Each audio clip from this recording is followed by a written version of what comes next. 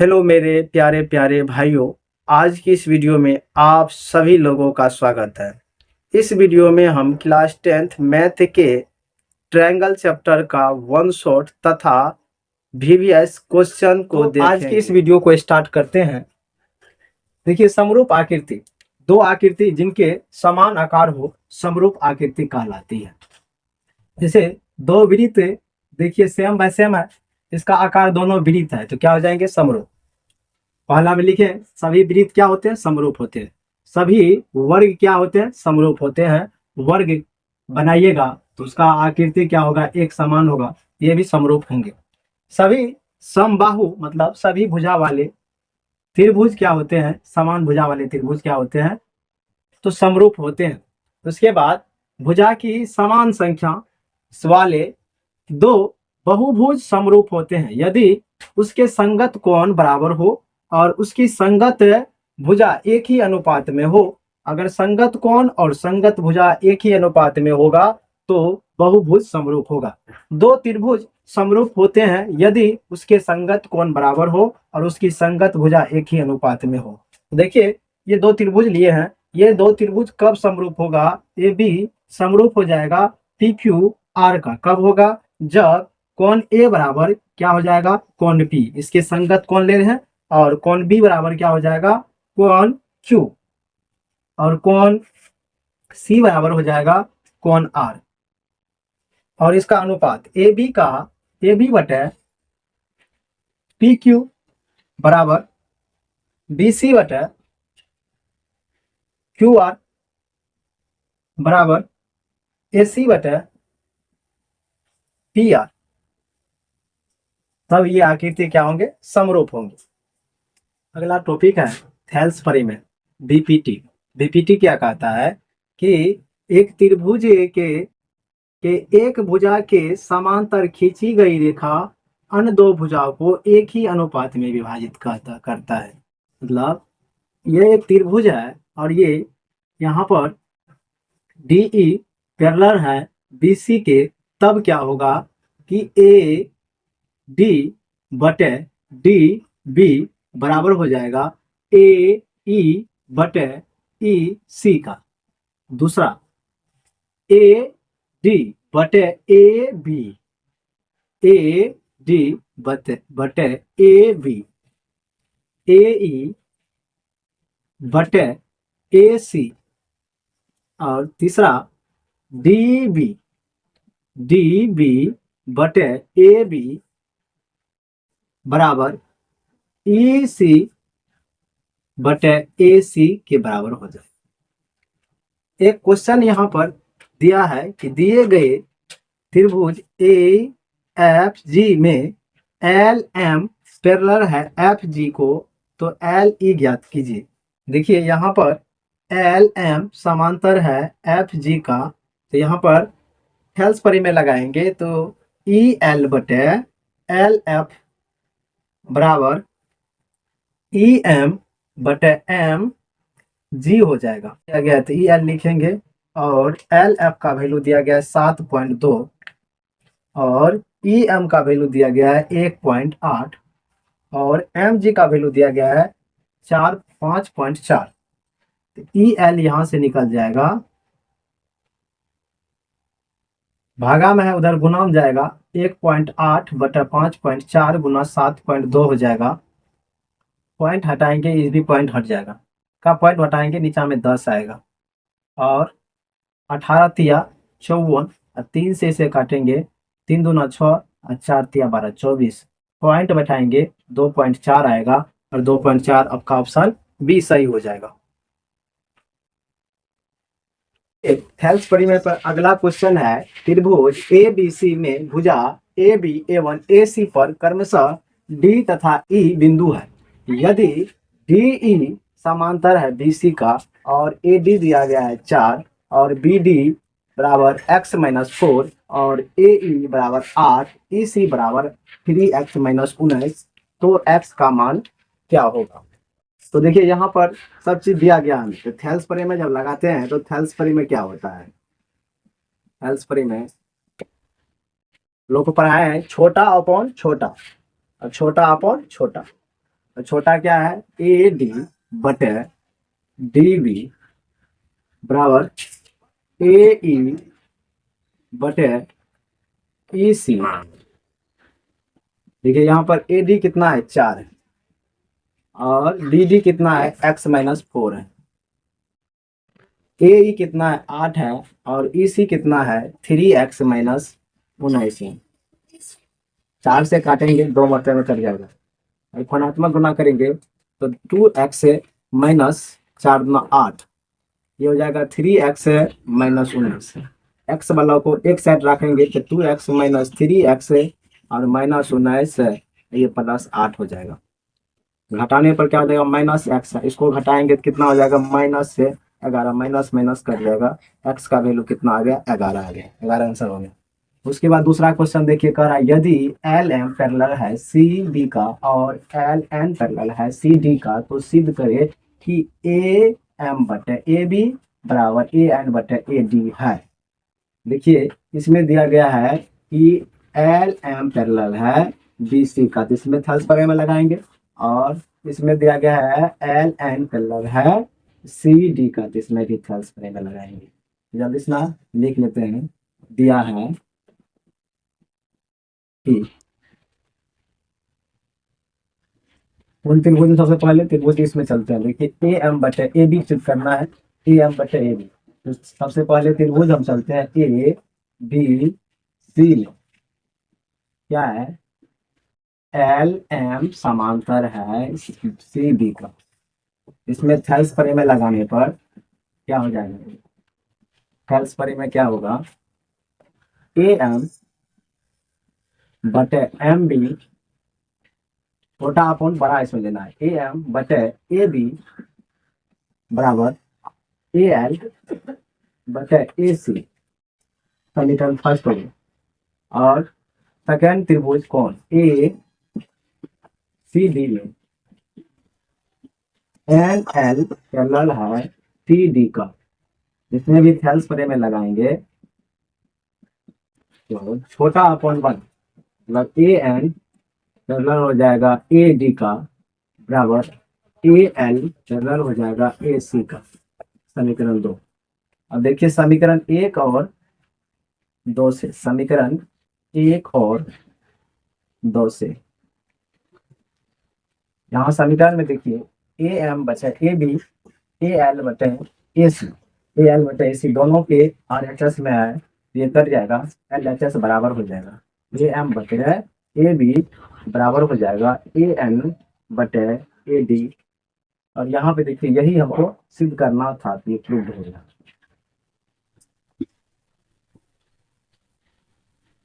देखिए इसके बाद एक नेक्स्ट टॉपिक आता है थेल्स परे में, डीपीटी। क्या होता है, यदि किसी त्रिभुज की एक भुजा के समांतर अन्य दो भुजा को भिन्न भिन्न बिंदु पर प्रतिच्छेद करने के लिए एक रेखा खींची जाए तो ये अन्य दो भुजाओं को एक ही अनुपात में विभाजित करती है। इसे सिद्ध करने के लिए सबसे पहले आपको त्रिभुज का क्षेत्रफल की जानकारी होना चाहिए। त्रिभुज का क्षेत्रफल अगर हम इसे आधार माने तो इसके सामने वाले सिर से क्या करेंगे, इस पर लंब डालेंगे, लंब डाले, यहाँ पर लंब ए डी डी डाल दी ए डी, तो देखिए क्षेत्रफल क्या होगा, 1/2 आधार, आधार बी सी गुना लंब ए डी। अगर हम ए सी को आधार मानते हैं तब इसका क्षेत्रफल क्या हो जाएगा, तो ए सी, अब इसके सामने वाले सिर से लंब डालेंगे, ये लंब हो जाएगा ई, 1/2 ए सी गुना बी ई। दूसरा 1/2, अगर हम आधार मानते हैं ए बी को, इसके सामने वाले शीर्ष से लंब डालेंगे और ये लंब को हम एफ मान लेते हैं, तो ये आधार क्या माने, ए बी, और इसका शीर्ष लंब क्या हो गया, सी एफ। इस प्रकार से अगर इस त्रिभुज में इसको बी सी को, अगर इस त्रिभुज में बी सी को आधार मानेंगे तो इसका area of A B C का क्या हो जाएगा, 1/2, आधार क्या हो गया बी सी, और इसके सामने वाले शीर्ष से इस पर परपेंडिकुलर डालेंगे, ये परपेंडिकुलर हम डी मान लेते हैं, क्या हो गया ए डी। ये त्रिभुज से बाहर भी इसका लंब जा सकता है, और इसी बात को यहाँ पर हम समझाएंगे इस फिगर के माध्यम से। तो देखिए यहाँ पर कह रहा है त्रिभुज है एक जिसके समांतर, त्रिभुज क्या है दिया है कि त्रिभुज ए बी सी में बोल रहा है एक भुजा के समांतर खींच रहे हैं, तो हम मान लेते हैं कि डी ई पैरेलल है किसके, बी सी के। उसके बाद देखिए हमें सिद्ध क्या करना है, तो सिद्ध करना है कि एक ही अनुपात में विभाजित करता है ये रेखा, मतलब ए डी बटे डी बी बराबर ए ई बटे ई सी। और रचना करना पड़ेगा, देखिए रचना क्या करेंगे, रचना इसमें क्या करेंगे, बी को ई से मिलाएंगे, बी को ई से, तथा डी को सी से मिलाया, ठीक। एवं यहां पर देखिए E N perpendicular, E N perpendicular किस पर खींच रहे हैं, ए बी पर, और D M perpendicular A C पर खींच रहे हैं, लिखिए। उसके बाद चलिए इस त्रिभुज छोटा वाला त्रिभुज में, थोड़े छोटे वाले त्रिभुज में, त्रिभुज ए डी ई में देखिए, अगर हम इस त्रिभुज में आधार हम किसे मान ले, एक मतलब दो, आधार किसे मान ले, तो आधार इसे मान ले, ए डी को आधार मान ले, ए डी, और उसके सामने वाले शीर्ष, इससे लंब डालेंगे तो लंब क्या हो गया, ए एन, और इसे समीकरण एक मान लेंगे। उसके बाद फिर त्रिभुज किस में चलते हैं, त्रिभुज देखिए यही छोटा वाला, पूरे छोटा वाला क्या है, डी बी ई में एरिया ऑफ त्रिभुज डी बी ई, इसका क्षेत्रफल क्या हो जाएगा, 1/2। आधार जब हम इसको मानेंगे तो आधार क्या हो गया, डी सी गुना, और इसके सामने वाले शीर्ष से लंब डालेंगे तो क्या हो जाएगा, ई एन हो जाएगा, ई एन। ये समीकरण 2 हो गया। उसके बाद समीकरण 1 बटे समीकरण 2,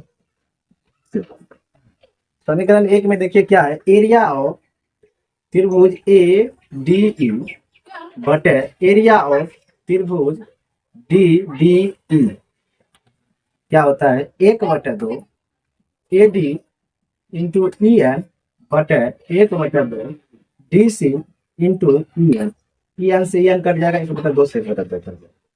तो यहाँ पर आपको समीकरण 3 इसे मान लेंगे।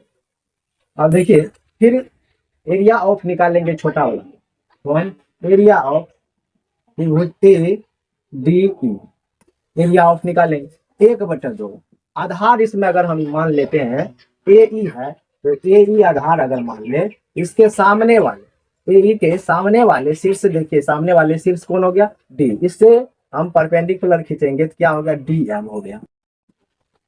और फिर एरिया ऑफ इस वाला कौन, डी ई सी का, और इसमें आधार अगर मान लेते हैं ई सी,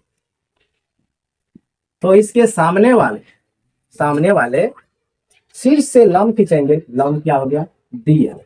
और इसे समीकरण देखिए 3 तक हो गया तो 4, और इसे 5 यहाँ पर लिखेंगे, समीकरण 4/5 से जब बटा करेंगे, area of D A D E बटे area of D E C 1/2 E A E D M बटे 1/2 क्या हो जाएगा, ई सी गुना डी एम से डी एम 1/2 से कर दिया।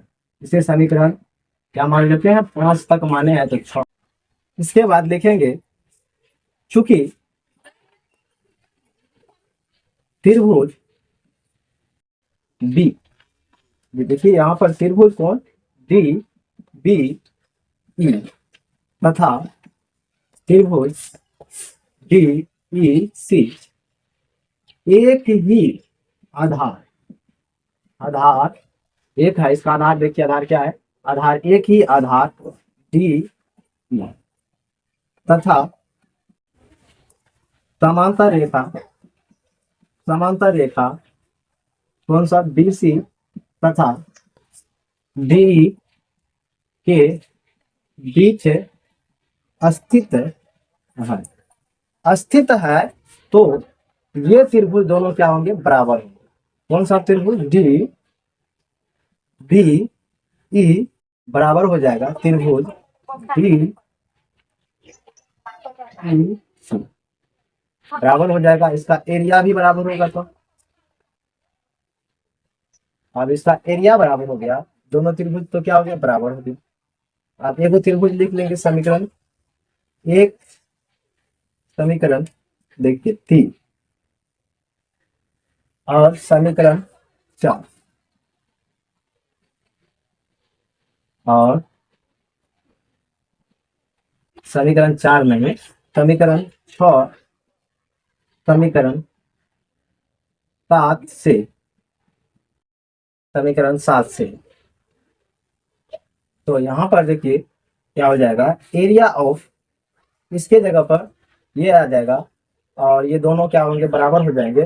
तो और दोनों एरिया यहाँ पर देखिए, ये दोनों आपस में बराबर है, ये दोनों आपस में बराबर है और ये दोनों भी आपस में बराबर है, तो ये तो कट गया, बराबर बराबर कट गया, तो बचा क्या, AD गुना AD बटे DC बराबर AE बटे EC, और यही आपका थेल्स परिमेय है। यहाँ पर देख लीजिए AD बटे DB, DB यहाँ पर होगा, DB AB बटे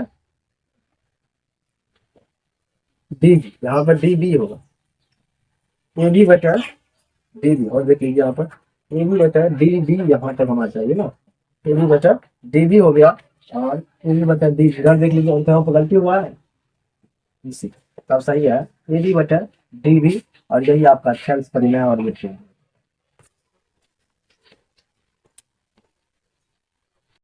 यहाँ पे देखिए कुछ काम की बात क्या है, BPT कब लगाएंगे और BPT का विलोम कब लगाएंगे। जब आपको क्वेश्चन में क्या दिया रहेगा, DE पैरेलल रहेगा BC का, मतलब पैरेलल दिया रहेगा जब, तब आपको लगाना है थेल्स परिमेय, मतलब AD बटे DB बराबर AE बटे EC, और थेल्स परिमेय जब आपको अनुपात दिया रहेगा, मतलब AD बटे DB बराबर AE बटे EC, तब आपको यूज करना है थेल्स परिमेय के विलोम, मतलब DE पैरेलल कर देना है DC का। देखिए थेल्स परिमेय के विलोम पर एक सवाल है, आकृति में DE पैरेलल है OQ का और PE पैरेलल है DE पैरेलल है OR का, तो दर्शाइए कि EF पैरेलल है OQR। तो सबसे पहले ये जो पैरेलल दिया गया है कि DE पैरेलल है OQ का, इसमें थेल्स परिमेय लगाएंगे। कौन त्रिभुज है, तो त्रिभुज है PQO में क्या है, DE पैरेलल है OQ का। देखिए D यहाँ पर थेल्स परिमेय लगाएंगे, तो थेल्स परिमेय क्या हो जाएगा, पैरेलल दिया गया, थेल्स परिमेय लगाएंगे, A PE बटे EQ बराबर हो जाएगा PD बटे DO, समीकरण 1 मान लेंगे। और फिर इस त्रिभुज में लगाना है, DF पैरेलल है OR में, इस त्रिभुज में लगाएंगे, त्रिभुज क्या है, POR में DF पैरेलल है OR का, तो थेल्स परिमेय थेल्स परिमेय इसमें लगाएंगे, क्या हो जाएगा, PD बटे DO बराबर हो जाएगा PF बटे FR, और समीकरण 2, समीकरण 1 और समीकरण 2 की तुलना कर लेंगे, तो समीकरण 1 और 2 से क्या हो जाएगा, देखिए यहाँ पर PD बटे DO क्या है, PD बटे DO दोनों में सेम है, तो सेम वाला कट जाएगा और बाकी बात हो जाएगा PE बटे EQ और PF बटे F, PE बटे EQ और PF बटे QR एक अनुपात में विभाजित कर रहा है यहाँ से, ये हो भुजा क्या हो जाएगा, इसके समांतर हो जाएगा। मतलब इसीलिए सेल्स फ्रेम के बिलोंग से क्या हो जाएंगे, ई एफ पैरेलल हो जाएंगे बी सी का, और ये बी ई एफ पैरेलल होंगे बी सी नहीं है, B C E F parallel हो जाएंगे क्यू आर का, और ये यहाँ से क्यू दूंगा।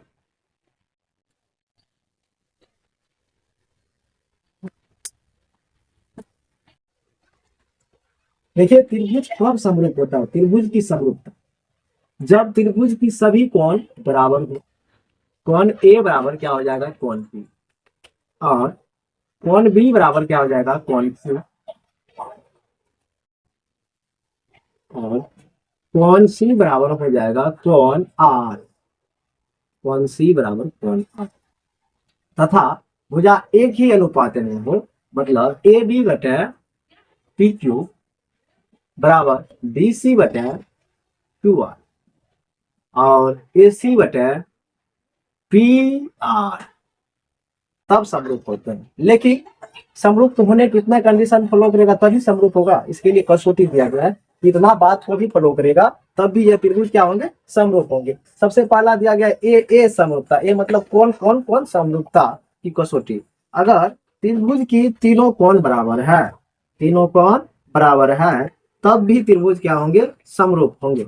मतलब कोण ए बराबर कोण पी दिया रहेगा, और कोण बी बराबर कोण क्यू दिया रहेगा, और कोण सी बराबर कोण आर दिया रहेगा, तब त्रिभुज ए बी सी समरूप हो जाएगा पी क्यू आर के। उसके बाद देखिए ए समरूपता की कसौटी, जब दो कोण भी बराबर होंगे त्रिभुज के, तब भी त्रिभुज क्या होंगे, समरूप है। कोण ए बराबर कोण पी और कोण सी बराबर कोण आर में, तब पर भी कोण त्रिभुज क्या होंगे, समरूप होंगे। कोण ए बराबर कोण पी और कोण सी बराबर कोण आर, तब भी त्रिभुज क्या हो जाएंगे, समरूप। देखिए यहाँ से ए बी सी समरूप हो जाएंगे पी क्यू आर के। उसके बाद एस ए एस भुजा कोण भुजा समरूपता कसौटी, अगर त्रिभुज के दो भुजा और एक कोण बराबर हो तो भी त्रिभुज क्या होंगे, समरूप होंगे। देखिए कोण ए बराबर कोण पी हो गया, और कोण एक ही अनुपात में ए बी बटे पी क्यू और ए सी बटे पी आर, तब पर भी त्रिभुज क्या हो जाएंगे, समरूप हो जाएंगे। और समरूप हो गया पी क्यू आर। यहाँ पर देखिए अगर त्रिभुज की तीनों भुजा भी बराबर है, तब भी त्रिभुज क्या हो जाएंगे, समरूप होंगे। और क्या, ए बी बटे पी क्यू बराबर बी सी बटे क्यू आर बराबर ए सी बटे पी आर, और त्रिभुज तब समरूप हो जाएंगे। इतना समरूपता की कसौटी है, इसे आप लोग देख लीजिए। देखिए समरूपता पर हम दो क्वेश्चन लिए। पहला क्वेश्चन है, आकृति में ए बी बराबर ए सी वाले एक समद्विबाहु त्रिभुज ए बी सी को बढ़ाया गया है। भुजा बी सी डी पर स्थित ई एक बिंदु है तथा ए डी परपेंडिकुलर है बी सी पर, और ई एफ परपेंडिकुलर है बी सी पर। तो सी त्रिभुज ए बी डी समरूप होगा ई सी एफ का। सबसे पहले देखिए यहाँ पर भुजा क्या दिया गया है, ए बी बराबर है ए सी की। और देखिए ए बी कहाँ है, ए बी ई है और ई सी। जब ये बराबर हो जाएंगे तो ये बराबर होंगे तो इसका कोण भी बराबर होगा, सम्मुख, मतलब सी बराबर क्या होगा, बी। और अब त्रिभुज चलिए, त्रिभुज कौन कौन सा कह रहा है, ए बी डी और त्रिभुज ई सी एफ। देखिए जब भुजा बराबर है तो कोण बी बराबर तो कोण सी हो जाएगा यहाँ पर। तो कोण बी बराबर क्या है, कोण सी। कोण बी बराबर कोण सी है इस त्रिभुज में भी और इसमें भी। और देखिए और कोण ए बी डी में, इसमें क्या है, परपेंडिकुलर ए बी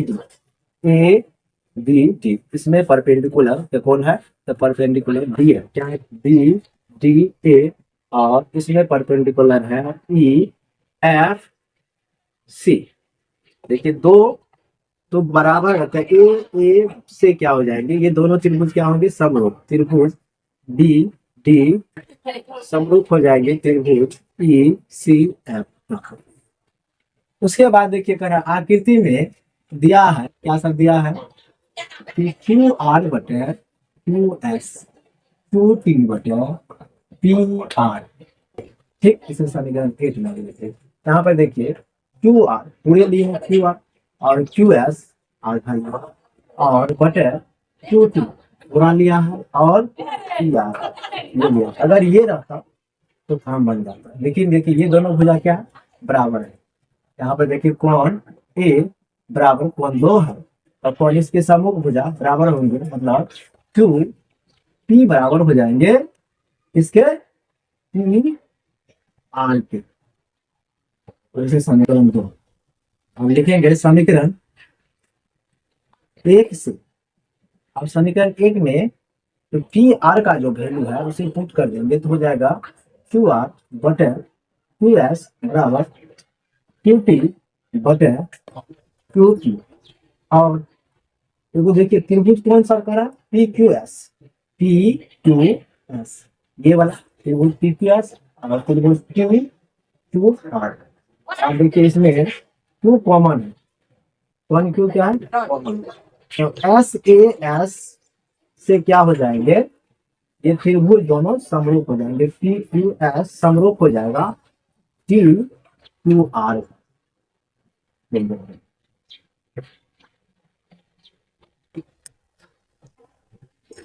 यहाँ पे देखिए त्रिभुज के क्षेत्रफल के संबंध में एक परिमेय है, दो समरूप त्रिभुज के क्षेत्रफल का अनुपात उसकी संगत भुजा के अनुपात के वर्ग के बराबर होता है। देखिए दो समरूप त्रिभुज है, अगर ये समरूप है तो कोण ए बराबर कोण पी हो जाएगा और कोण बी बराबर कोण क्यू हो जाएगा और कोण सी बराबर कोण आर हो जाएगा तथा ए के अनुपात में होगा ए बी बटे पी क्यू होगा और बी सी बटे क्यू आर होगा और ए सी बटे पी आर होगा। समीकरण 1 मान लेते हैं। उसके बाद त्रिभुज area of A B C, इसका एरिया क्या हो जाएगा 1/2, आधार कितना है तो बी सी है, ऊंचाई क्या है ए एम। ठीक, एरिया ऑफ त्रिभुज पी क्यू आर, इसका आधार कितना है क्यू आर और इसमें ऊंचाई है पी एम। देखिए तो यहाँ पर हम कर लेंगे एरिया ऑफ त्रिभुज ए बी सी बटे एरिया ऑफ त्रिभुज पी क्यू आर, तो हो जाएगा 1/2 B C Guna A M बटे 1/2 क्यू आर गुना पी एन। 1/2 से कट जाएगा, इसे समीकरण 2 मान लेते। उसके बाद ये दोनों त्रिभुज को समरूप कर रहे हैं, कौन सा त्रिभुज, त्रिभुज ए बी एम और त्रिभुज पी क्यू एन। देखिए कोण बी और कोण क्यू क्या है दिया है कि यह बराबर है और कोण एम कोण एन दोनों 90 डिग्री है, ये भी बराबर होंगे। तो त्रिभुज ए से क्या हो जाएंगे, त्रिभुज ए बी एम समरूप हो जाएगा त्रिभुज पी क्यू एन के। अब इसके संगत है ए बी बटे पी क्यू बराबर हो जाएगा बी एम बटे क्यू एन बराबर हो जाएगा एस ए एम बटे पी एन, और इसे समीकरण 3 में। यहाँ पर देखिए समीकरण 1, समीकरण 2 और समीकरण 3 से इस बात को समझिए। यहाँ पर बी सी समीकरण 1 में देखिए बी सी किसके बराबर है, ए बी के बराबर है। यहाँ पर लिख लेते हैं पहले त्रिभुज ए बी सी बटे एरिया ऑफ त्रिभुज पी क्यू आर। देखिए बी सी किसके बराबर है, ए बी के बराबर है और क्यू आर किसके बराबर है, पी क्यू के बराबर है गुना ए एम समीकरण देखिए ए एम, उसमें ए एम समीकरण 2 3 में ए एम किसके बराबर है, ए बी के बराबर है, और पी एम किसके बराबर है, पी क्यू के बराबर है। देखिए दोनों सेम है तो स्क्वायर हो जाएगा त्रिभुज ए बी सी बटे एरिया ऑफ त्रिभुज पी क्यू आर, क्या हो जाएगा, ए बी बटे पी क्यू का होल स्क्वायर हो जाएगा। इसी प्रकार एरिया ऑफ त्रिभुज ए बी सी बटे एरिया ऑफ त्रिभुज पी क्यू आर क्या हो जाएंगे, ए बी बटे पी क्यू का होल स्क्वायर बराबर हो जाएंगे बी सी बटे क्यू आर का होल स्क्वायर, और बराबर हो जाएंगे ए सी बटे पी आर का होल स्क्वायर। ये आपका क्षेत्रफल है। परिमेय 6.6 में आपने देखा कि अगर त्रिभुज का क्षेत्रफल का अनुपात दिया रहे तो उसका भुसंगत भुजा के स्क्वायर के बराबर होता है, ए बी बराबर पी क्यू का स्क्वायर होता है। तो यहाँ पर देखिए, यहाँ पर क्षेत्रफल का अनुपात दिया गया है, इधर ही जाएगा तो क्या हो जाएगा, रूट हो जाएगा, और क्षेत्रफल भुजा निकालना है तो 16/81 और 16 का 4 81 का 9, 4 अनुपात 9 हो गया। दो त्रिभुज की भुजाओं का अनुपात इतना है तो उसके क्षेत्रफल का अनुपात क्या होगा, भुजा का अनुपात दिया गया है मतलब 4/9 दिया गया, उसका होल स्क्वायर करेंगे 4 का हो जाएगा 16 और 9 का हो जाएगा 81, तो 16/81 ऑप्शन डी आपका सही हो जाएगा। दो समरूप त्रिभुज के क्षेत्रफल का अनुपात 9/4 है तो उसकी संगत ऊंचाई का अनुपात क्या हो जाएगा। अगर देखिए यहाँ पे त्रिभुज ए बी सी का क्षेत्रफल बटे त्रिभुज पी क्यू आर का क्षेत्रफल, उसके संगत ऊंचाई मतलब ए एम बटे पी एन का स्क्वायर ही होता है। अब देखिए यहाँ पर आपको क्षेत्रफल दिया गया, इधर जाएगा तो क्या हो जाएगा, रूट इधर लग जाएगा 9/4 और 9 का वर्गमूल 3 और 4 का 2, 3/2, ऑप्शन बी आपका सही हो जाएगा। यहाँ पर देखिए क्वेश्चन कर रहा है 2 मार्क वाला, पूछता है इस प्रकार से, दो समरूप त्रिभुज के क्षेत्रफल 36 सेंटीमीटर स्क्वायर एवं 81 सेंटीमीटर है, यदि पहले त्रिभुज की ऊंचाई इतना हो तो दूसरे त्रिभुज की संगत ऊंचाई ज्ञात करें। देखिए पहला का एरिया ऑफ बीसी दिया गया है कितना, 36 सेंटीमीटर, और दूसरा का एरिया ऑफ त्रिभुज पी क्यू आर कितना दिया गया, 81 सेंटीमीटर और ए एम दिया गया है कितना, 36 नहीं 4.8 सेंटीमीटर। तो बोलिए एरिया ऑफ त्रिभुज ए बी सी बटे area of P Q R क्या हो जाएगा, ए एम बटे पी एन का होल स्क्वायर। यहाँ पर देखिए उसका स्क्वायर कितना 36 दिया गया क्षेत्रफल और इसका क्षेत्रफल दिया गया 81, और ये हो गया 4.8 बटे पी एन, स्क्वायर है तो इधर क्या हो जाएगा, रूट 36 का वर्गमूल कितना हो जाएगा 6, 81 का 9 और 4.8 बटे पी एन। अब यहाँ पर धनात्मक गुना कर लेंगे तो पी एन बराबर हो जाएगा, देखिए इधर जाएगा ऊपर गुना हो जाएगा 4.8 गुना 9 बटे 6, दशमलव उड़ाएंगे 10, 8 6 48 8 और पॉइंट बैठाएंगे तो पी एन क्या हो जाएगा 9/8 मतलब 7.2 सेंटीमीटर हो जाएगा। नेक्स्ट टॉपिक है पाइथागोरस प्रमेय। एक समकोण त्रिभुज में कर्ण का वर्ग शेष दो भुजा के वर्गों के योग के बराबर होता है। कर्ण किसे कहते हैं, सबसे बड़ी भुजा। तो ए सी का स्क्वायर ए बी के स्क्वायर प्लस बी सी के स्क्वायर के बराबर हो जाएगा। यहाँ पर लिखे दिया है त्रिभुज ए बी सी में बी क्या है 90 डिग्री है, और सिद्ध करना है ए सी का स्क्वायर ए बी के स्क्वायर प्लस बी सी के स्क्वायर के बराबर होता है। रचना की ए डी लंब खींच ए सी पर, देखिए, और इसमें त्रिभुज दो चल रहे हैं, कौन कौन, ए डी बी और ए बी सी पूरे। तो यहाँ पर देखिए जब समरूप है ए से तो ए डी बटे ए बी इक्वल हो जाएगा ए बी बटे ए सी के, और गुणात्मक गुना कर लेंगे तो A D into A C बराबर हो जाएगा ए बी का स्क्वायर। ऐसे समीकरण 1 मान लें। दूसरा त्रिभुज ये भी त्रिभुज हो जाएगा ए से समरूप, तब यहाँ पर देखिए सी डी बटे सी बी इक्वल हो जाएगा इसका, तो बी सी बटे, यहाँ देखिए बी सी लेना है, बी सी बटे ए सी का गुणात्मक गुना कर लेंगे तो सी डी इंटू ए सी हो जाएगा डी सी के स्क्वायर। अब इसे समीकरण 2 मान लेंगे। अब यहाँ पर क्या करेंगे, समीकरण 1 और समीकरण 2 को तो जोड़ने पर समीकरण 1 देखिए क्या है, A D into A C plus E D into A C बराबर हो जाएगा ए बी का स्क्वायर प्लस डी सी का स्क्वायर। यहाँ पर देखिए ए सी कॉमन है, ए सी कॉमन ले लेंगे तो A D plus C D into A B का स्क्वायर प्लस डी सी का स्क्वायर होगा। A B plus C D क्या होता है, तो ए सी के बराबर होता है, तो ए सी गुना ए सी बराबर हो गया ए बी का स्क्वायर प्लस डी सी के स्क्वायर।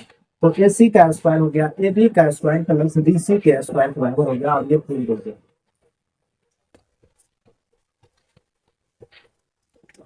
देखिए पाइथागोरस परिमेय त्रिभुज ए बी सी में कोण बी बराबर अगर 90 डिग्री दिया रहेगा तो पाइथागोरस परिमेय लगाएंगे।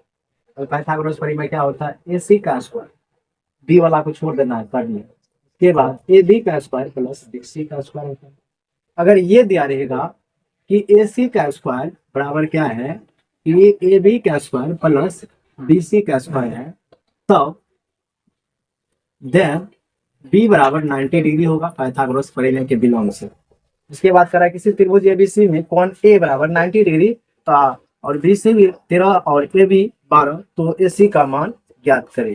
तो ए वाला तो नहीं होगा, और ए जिसमें नहीं है वो कर्ण होगा, मतलब ये कर्ण हो गया, और इसमें ए सी क्या हो गया और बी सी दोनों आधार हो गया। कर्ण कितना है 13 का स्क्वायर, ए सी नहीं पता है तो ए सी का स्क्वायर लिखेंगे प्लस बी सी कितना है, तो बी सी कितना है, यहाँ पर देखिए ए बी कितना है 12, तो 13 का स्क्वायर 1 6 9 और ए सी का स्क्वायर प्लस 144, इधर जाएगा घट जाएगा 144 बराबर ए सी का स्क्वायर हो जाएगा, घटाने पर 25 आएगा और वर्गमूल निकालेंगे तो 5 आ जाएगा, ए सी बराबर 5 हो जाएगा। 5 ऑप्शन सी आपका सही होगा। समबाहु त्रिभुज एबीसी की प्रत्येक भुजा ए इकाई हो तो सिद्ध करें कि त्रिभुज का क्षेत्रफल √3/2a होता होगा। अब देखिए त्रिभुज ए बी सी में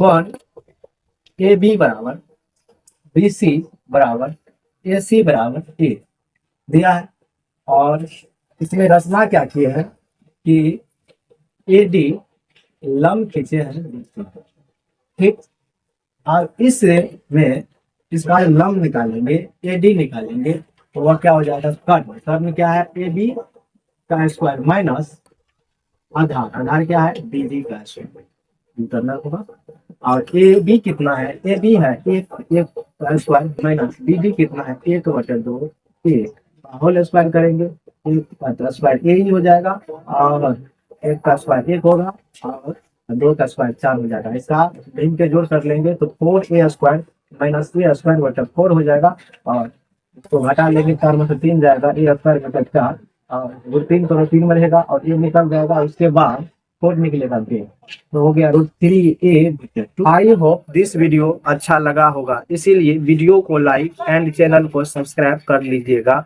अगर आपको एग्जाम से रिलेटेड कोई भी क्वेश्चन या कोई बात पूछना हो तो कमेंट करना, रिप्लाई मिलेगा।